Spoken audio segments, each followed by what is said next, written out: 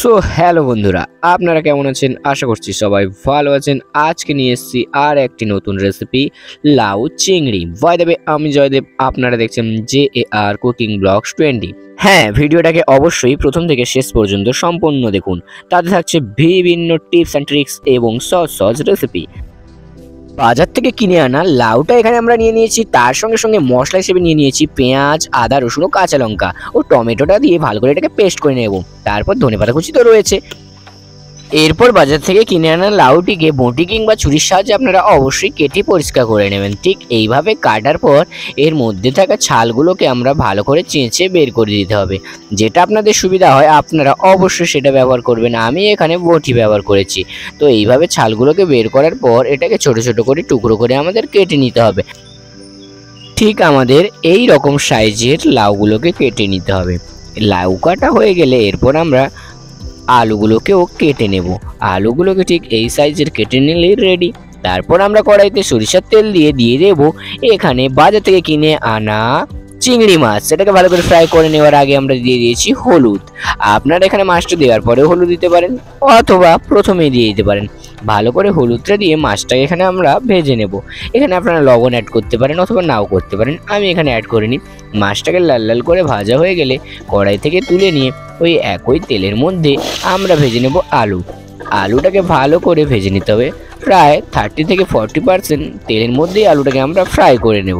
আলু ভাজা হয়ে গেলে সেইতে কড়াইয়ের মধ্যে দিয়ে দেবো সরিষার তেল, দিয়ে দেবো গোটা গরম মশলা, তাতে ছিল এলাচ, দারুচিনি, লবঙ্গ, কালো জিরে, শুকনো লঙ্কা ও তেজপাতা।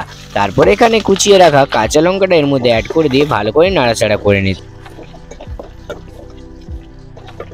পর আমরা এর মধ্যে অ্যাড করে দেব পেঁয়াজ, আদা, রসুন ও টমেটো পেস্ট। সেটাকে ভালো করে অ্যাড করে মশলাটাকে আমাদের ভালো করে কষিয়ে নিতে হবে।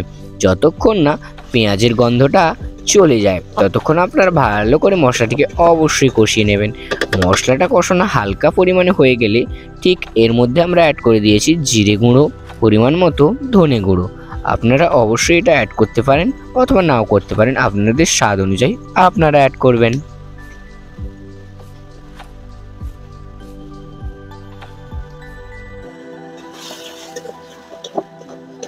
এরপর মশলাটাকে ভালো করে কষিয়ে নিয়ে তার মধ্যে অ্যাড করে দেবেন হলুদ গুঁড়ো।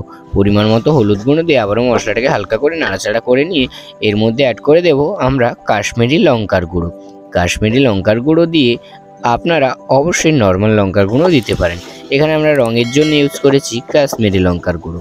যেহেতু আমাদের কাঁচা লঙ্কা দেওয়া আছে তাই আপনারা যেভাবে ঝাল খাবেন সেইভাবে লঙ্কা গুঁড়ো দেবেন। তারপরে অল্প জল দিয়ে ভালো করে মশলাটাকে কষিয়ে নিয়ে কেটে রাখা লাউ ও আলুটাকে আমরা এর মধ্যে অ্যাড করে দেবো। হ্যাঁ, আলু কিন্তু অবশ্যই পরে অ্যাড করতে হবে।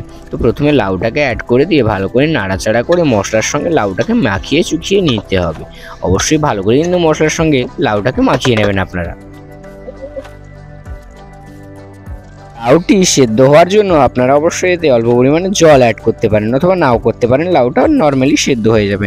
তারপরে এখানে ভাজা আলুটা দিয়ে আমরা এখানে ভালো করে নাড়িয়ে চাড়িয়ে মশলাটার সঙ্গে আলু ও লাউটাকে কষিয়ে নিয়ে ঢাকনা দিয়ে 5 থেকে 7 মিনিট কুক করে নেব, যাতে লাউ ও আলু ভালোভাবে সেদ্ধ হয়ে যায়। এরপর ঢাকনাটা খুলে স্বাদ মতো লবণ দিয়ে দেব। লবণ দিতে কিন্তু আমি বারবার ভুলে যাই, আপনারা একটু কমেন্ট করে মনে করিয়ে দেবেন তো লবণটা যাতে দিয়ে দিই। ভালো করে নাড়িয়ে চাড়িয়ে আবারও ঢাকনা দিয়ে ভালো করে কুক করে নেব। লাউ ও আলুটা সেদ্ধ হয়ে গেলে আমরা এখানে ভেজে রাখা চিংড়ি মাছটা এর মধ্যে দিয়ে দেব। দিয়ে ভালো করে আবার নাড়াচাড়া করে নেব। মশলা টশলা চিংড়ি মাছের মধ্যে যেন ভালো করে ঢুকে যায় সেটাও দেখব। ভালো করে নাড়িয়ে চাড়িয়ে নামানোর আগে অবশ্যই ধনেপাতা দিয়ে দেব। তো ফাইনালি আমাদের লাউ চিংড়ি কিন্তু পুরোপুরি রেডি হয়ে গেছে। এরপর ধনেপাতা দিয়ে নামিয়ে নিলেই সম্পূর্ণ। তো এই রেসিপিটা আপনাদের অবশ্যই ভালোই লাগবে। যদি না ভালো লাগে অবশ্যই কমেন্ট করে বলুন কিন্তু ভালো লেগেছে। তো এই রকম ইন্টারেস্টিং নতুন নতুন রেসিপি জানার জন্য আমার চ্যানেলটিকে সাবস্ক্রাইব করে বেল আইকনে ক্লিক করে অল বাটনে প্রেস করুন, যাতে সবার আগে আমার নোটিফিকেশন আপনাদের কাছে পৌঁছে যায়। হ্যাঁ, পরবর্তীতে আর কি নতুন রেসিপি দেখতে চান অবশ্যই কমেন্ট করে জানাবেন। ততক্ষণের জন্য ভালো থাকবেন, সুস্থ থাকবেন সবাই। দেখা হচ্ছে পরবর্তী ভিডিওতে। Bye bye.